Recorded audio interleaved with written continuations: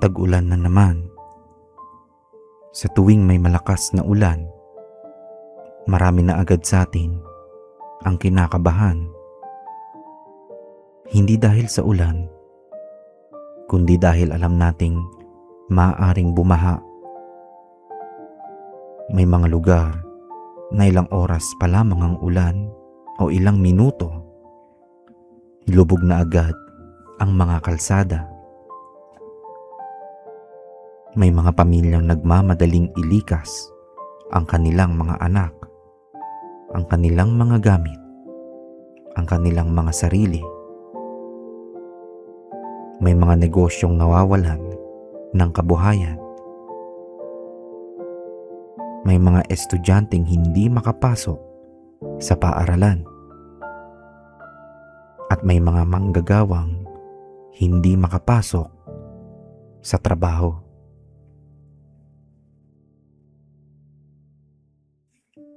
Taon-taon, parang iisa ang kwento. May pangakong pagbabago. May mga proyektong inilulunsad. May mga pondong inilalaan. Ngunit kapag dumating muli ang malakas na ulan, marami pa rin ang nagtatanong, bakit ganito pa rin? Bakit tila walang pagbabago? May mga Pilipinong nawawalan ng pag-asa. May mga nagsasabing, hanggang kailan ganito ang Pilipinas?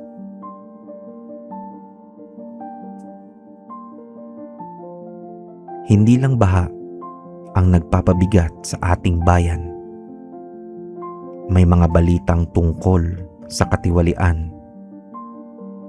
May mga aligasyon ng maling paggamit ng pondo ng bayan. May mga proyektong hindi natatapos. May mga serbisyong kulang na kulang para sa ordinaryong mamamayan. Habang ang karaniwang Pilipino patuloy na nagsisikap, patuloy na nagbabayad ng buwis, patuloy na umaasang darating din ang pagbabago.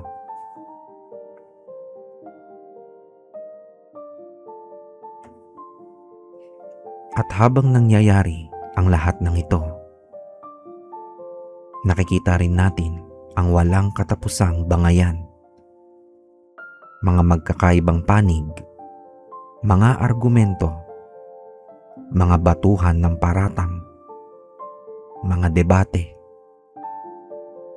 At kung minsan, parang nakakalimutan na nating lahat na iisa lamang ang ating bayan. Hindi mahalaga kung sino ang ibinoto natin. Hindi mahalaga kung sino ang sinusuportahan natin.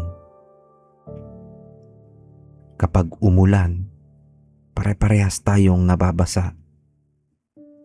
Kapag bumaha, pare-parehas tayong napoperwisyo.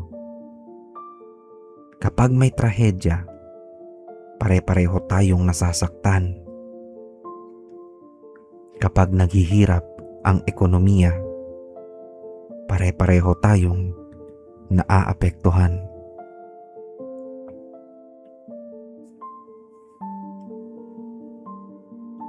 Habang ginagawa ko ang video na ito, hindi ko maiwasang isipin ang mga ordinaryong Pilipino. Ang jeepney driver na kailangang bumiyahe kahit baha.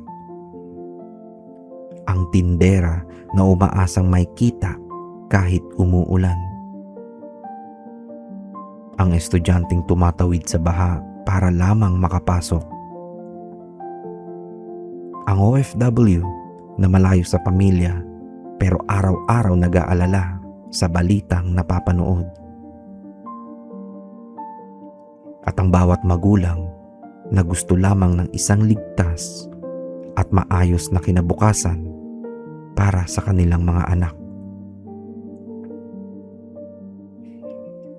Sa totoo lang, hindi naman napakalaki ng hinihiling ng karamihan sa atin.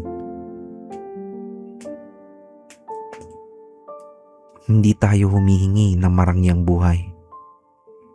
Hindi tayo humihingi ng kayamanan. Ang gusto lang natin, isang bansang maayos, isang bansang ligtas, isang bansang tapat ang mga namumuno.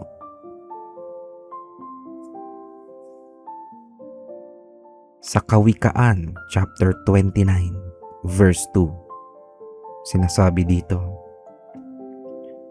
"When the righteous are in authority, the people rejoice. But when the wicked beareth rule, the people mourn." Malalim na mensahe. Kapag ang mga namumuno ay may katapatan, nakikinabang ang buong bayan. Kapag ang pamumuno ay may malasakit, umaarangkada ang bansa. Kaya hindi lamang para sa ating sarili ang ating panalangin ngayon. Ito ay panalangin para sa kinabukasan ng bawat Pilipino.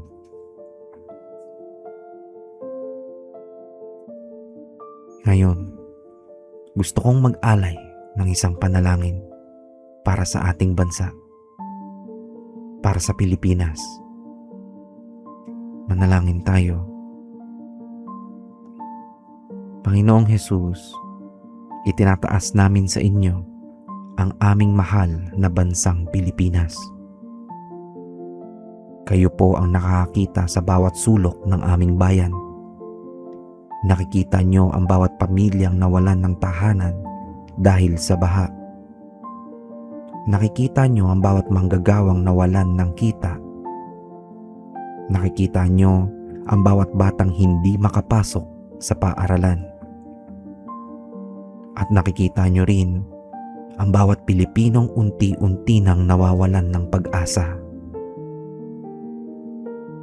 Panginoon, hinihiling namin ang inyong karunungan para sa lahat ng aming mga pinuno. Gabayan nyo ang Pangulo, ang pangalawang Pangulo, ang Senado, ang Kongreso, ang mga gobernador, mga alkalde, mga konsehal, mga barangay officials, at lahat ng may tungkulin sa paglilingkod sa bayan. Bigyan niyo sila ng pusong tunay na nagmamalasakit sa mamamayan. Bigyan niyo sila ng katapangang gawin ang tama kahit mahirap. Ilayo niyo sila sa tukso ng katiwalian. Ilayo niyo sila sa kasakiman.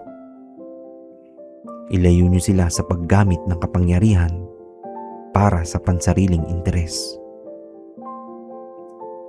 Panginoon, naway ang pondong inilaan para sa taong bayan ay tunay na makarating sa taong bayan. Naway ang mga proyektong para sa kaligtasan ng mga mamamayan ay matapos ng may katapatan at kalidad. Naway ang mga flood control project, mga tulay, mga kalsada, mga paaralan, at mga ospital ay magawa ng maayos at may tunay na malasakit sa buhay ng bawat Pilipino. Tulungan niyo ang aming mga lider na magkaisa kung saan kinakailangan. Turuan niyo silang unahin ang bayan kaysa politika. Turuan niyo silang makinig sa hinaing ng mga ordinaryong Pilipino. At Panginoon, pagpalain niyo rin ang bawat mamamayan. Turuan niyo kaming maging tapat, maging responsable, maging mabuting mamamayan. Dahil ang pagbabago ng bansa ay nagsisimula rin sa pagbabago ng bawat isa sa amin. Maraming salamat po. Sa pangalan ni Jesus. Amen. Bago tayo magtapos, maraming salamat sa bawat isa na araw-araw na sumasama sa ating panalangin dito sa dasal. Sa bawat nagla-like, nagko-comment, nagbabahagi ng ating mga video, at sa bawat bagong subscriber, taus-puso akong nagpapasalamat sa inyong lahat. Kung mahal mo ang Pilipinas at nais mong isama natin ang ating bayan sa panalangin, maaari mong i-comment ang salitang Pilipinas o Amen. I-share mo rin ang video na ito sa iyong pamilya at mga kaibigan upang sabay-sabay tayong manalangin para sa ating bansa. At kung bago ka pa lamang dito sa dasal, inaanyayahan kitang mag-subscribe at pindutin ang notification bell upang makasama ka sa ating araw-araw na panalangin. At tandaan natin to, ang tunay na pagbabago ay hindi nagsisimula sa galit, hindi rin sa bangayan. Nagsisimula ito sa katotohanan, pananagutan, malasakit at panalangin. At naway gabayan ng Diyos ang bawat Pilipino at ang ating mahal na bayan. Hanggang sa muli, maraming salamat.